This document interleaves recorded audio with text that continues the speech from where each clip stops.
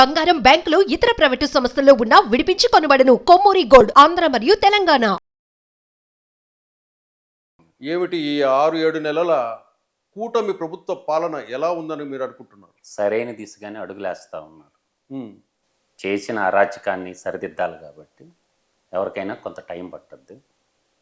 గత పాలనకి ఇప్పుడున్న జరుగుతున్న పాలనకి చాలా వ్యత్యాసం ఉంది.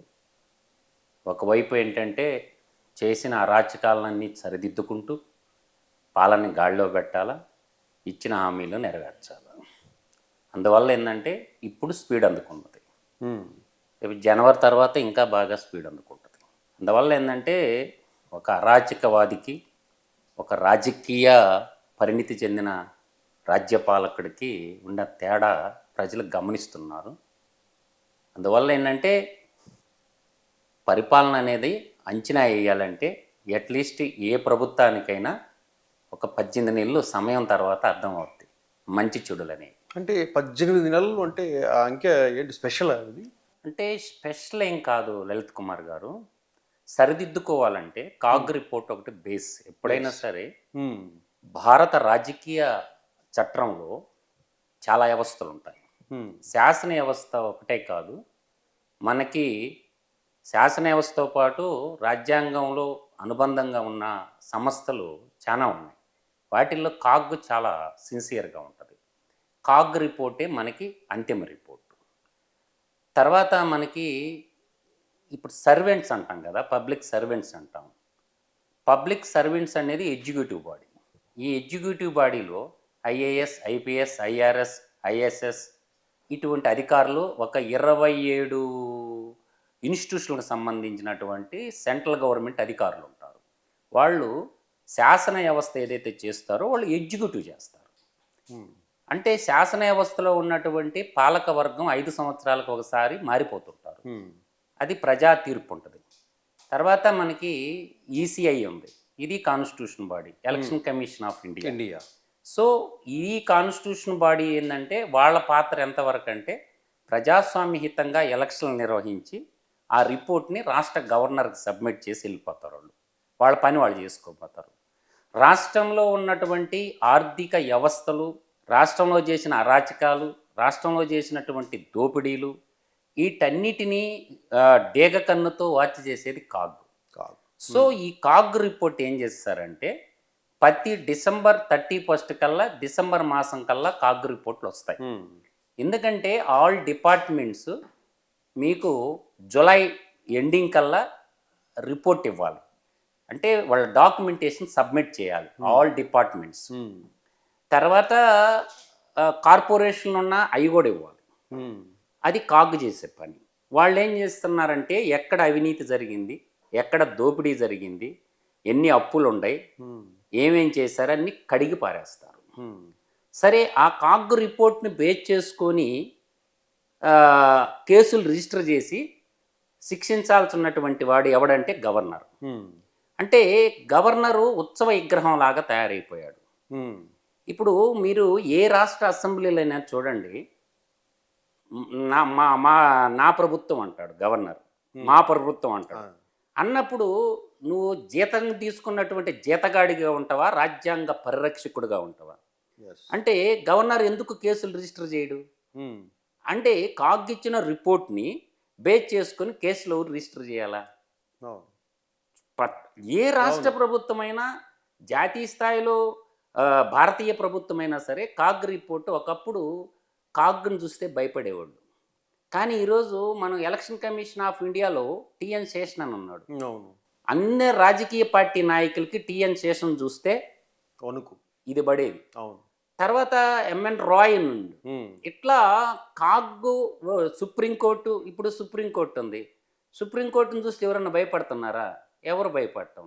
అంటే భారతదేశంలో జ్యుడిషియరీ వ్యవస్థ, శాసన వ్యవస్థ, కార్యనిర్వాహక వ్యవస్థ, తర్వాత కాన్స్టిట్యూషన్ వ్యవస్థ, అంటే ఏదైతే central vigilance commission, human right commission చెప్పుకోవటానికి ఉత్సవ విగ్రహాలుగా ఉన్నాయి.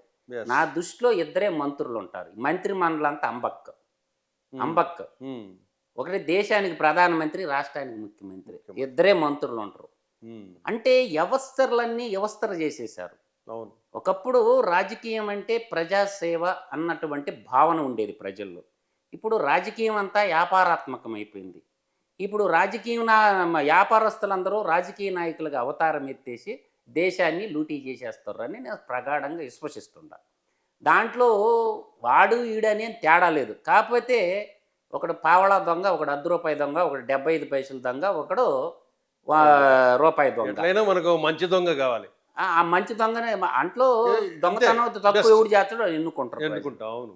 అందువల్ల ఏంటంటే ఈ రోజుల్లో దక్షిణ భారతదేశాన్ని, ఉత్తర భారతదేశాన్ని, తర్వాత మనం నార్థరన్ సిస్టర్ స్టేట్స్ని చూస్తే మనకి భౌగోళిక నైసర్గిక పరంగా రకరకాలుగా ఉంటుంది రాజకీయ వ్యవస్థ. ఎప్పుడైతే ఈ ప్రాంతీయ పార్టీలు ఎప్పుడైతే పుట్టినాయో, ప్రాంతీయ పార్టీలు పుట్టిన తర్వాత కులవాదం విజృంభించింది. Yes. అదేవిధంగా జాతీయ పార్టీల్లో కూడా జాతీయ పార్టీలేమో ఒకటేం మతవాదం తీసుకుంది, ఇప్పుడేమో ఇంకోటేం కులవాదం తీసుకుంది. Yes. అంటే వ్యవస్థను నడిపించే వాళ్ళు సక్రంగా లేనప్పుడు ఎవరు ఏం చేయలేదు. అందువల్ల ఏంటంటే వ్యవస్థలు అయిపోతే దుష్టులు, దుర్మార్గులు రాజ్యపాలకులుగా వస్తారు. వాడు చెప్పిందే వేదం అవుతుంది. ఇప్పుడు గడిచిన 5 ఏళ్ళు ఆంధ్రప్రదేశ్ రాష్ట్ర ముఖ్యమంత్రిని తీసుకుంటే వాడు చేయని అరాచకాలు లేవు, చేయని దుర్మార్గాలు లేవు. కానీ ఆ రాష్ట్రంలో రాజ్యాంగానికి కట్టుబడి ఉండాల్సినటువంటి మీరు ఆ మాట అంటున్నారు, అరాచకవాది దుర్మార్గాలని. 40% ఓటింగ్ నాకు వచ్చింది అంటున్నాడు ఆయన. అంటే 40% ప్రజలు. ఒక మాట నేను చెప్తున్నావా, నీ శాతాల గురించి నేను అర్థమెటిక్ లెక్చరర్ని, నాకు అడగాదు శాతాల గురించి నువ్వు మాట్లాడేది. ఎందుకంటే ఇదంతా పెద్ద అంబక్కు. ఎట్లా ఉంటుందంటే ఒక రూపాయి ఉన్నోడు ఇంకొక రూపాయి సంపాదిస్తే 100% స్ట్రైక్ రేట్ అంటాం. 100 రూపాయలు 10 రూపాయలు సంపాదిస్తే 10% అంటాం. పర్సంటేజ్ లెక్కెందుకు? ఒక్కొక్క నియోజకవర్గంలో 50,000 నుంచి 90,000 దాకా మెజార్టీలు వచ్చినాయి చాలా నియోజకవర్గాల్లో. ఆల్మోస్ట్ అన్ని నియోజకవర్గాల్లో 50,000 నుంచి 95,000 దాకా మెజార్టీలు వచ్చినాయి. ప్రజా తీర్పు స్పష్టంగా దాన్నే ప్రామాణికంగా తీసుకోవాలి మనం. అది కూడా కాదండి. నేను అనేది ప్రజలు ఎర్రి పుష్పాలు అయితే పాలకుడు ఎలాగైనా ఆడిస్తాడు. అందువల్ల ఒక ఇంట్లో కూర్చొని రాజ్య పరిపాలన చెయ్యొచ్చు అని నిరూపించాడు. ఎడ కేసీఆర్ ఇంట్లో కూర్చొని పరిపాలించాడు, ఆడ ఆయన ఇంట్లో కూర్చొని పరిపాలించాడు. నేను అంటుండేది ఏంటంటే ఈరోజు రాష్ట్రంలో ఉండేటటువంటి అప్పులు ప్రజలు చేశారా, పాలకులు చేశారా? ఈ అప్పులు ఎవరు కట్టాలా? ఇలా ఆంధ్రప్రదేశ్లో మన శ్వేతపత్రం ఇప్పుడున్న కూటమి ముఖ్యమంత్రి చంద్రబాబు నాయుడు గారు రిలీజ్ చేశారు. దాదాపుగా 11 లక్షల కోట్ల అప్పు ఉంది అన్నారు. ఈ అప్పు ఎవడు చేసిండు? ప్రజలు చేశారా? పాలకులు చేశారు. పాలకులే చేశారు. బాధితులు ఎవరు? ప్రజలు. అప్పు చేసిందేమో పాలకులు, బాధితులేమో ప్రజలు. ఇటువంటి సందర్భాలు ఉన్నప్పుడు చెప్పు తీసుకొని ఎవరిని కొట్టాలా నేను అడుగుతుండే డైరెక్ట్గా. అంటే మనకి ఇండియన్ ప్రియాంబుల్ చదువుకోమనండి. జగన్మోహన్ రెడ్డి కలేజా ఉంటే ప్రియాంబుల్ చెప్పమంటుండ నేను. ఏదన్నా ఒక జర్నలిస్ట్ అడగమనండి ప్రియాంబుల్లో. ప్రియాంబుల్లో 6 పదాలు ఉంటాయి ప్రధానంగా. సావర్జన్ అంటే సార్వభౌమాధికారం, డెమోక్రసీ అంటారు ప్రజాస్వామ్యం, రిపబ్లిక్ గణతంత్రం, సోషలిజం స్వామ్యవాదం, సెక్యులరిజం మతరహిత రాజ్యం. ఇయే కదా. మొట్టమొదట ఇండియన్ కాన్స్టిట్యూషన్ ఉన్నప్పుడు 3 పదాలు ఉన్నాయి. సావర్జన్, డెమోక్రసీ అండ్ రిపబ్లిక్ ఉన్నది. మధ్యలో వచ్చినాయి ఏది? సెక్యులరిజం అనేది, సోషలిజం అనేది 77లో పుట్టినాయి. నేననేది ఈ 5 తాకట్టు పెట్టిండి అంటుండ. సావర్జన్ అంటే సార్వభౌమాధికారాన్ని తాకట్టు పెట్టి అప్పు తెచ్చినోడు ఎవరు? ఈ ముఖ్యమంత్రులు కదా. ఎవడిచ్చిండు మీకు ఆ రైట్? ప్రజలకు చెప్పారా?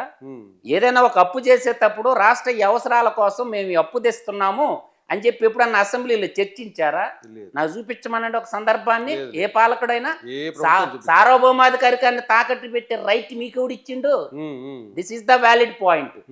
డెమోక్రసీ, ప్రజాస్వామ్యం ఉందా? నేను అడుగుతుండా. ప్రజాస్వామ్యం అంటే ఏంది?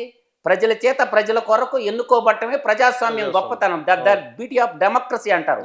మీరు 175 మంది ఎమ్మెల్యేలు గుచ్చుకొని మీరు మాట్లాడుకుంటే సరిపోద్దా? ప్రజలను అడగరా? ప్రజల్లో లాయర్లు ఉంటారు, డాక్టర్లు ఉంటారు, ఆడిటర్లు ఉంటారు, ప్రజలు ఉంటారు. ఏదన్నా ఒక చట్టం చేసేటప్పుడు ప్రజలను అడగరా?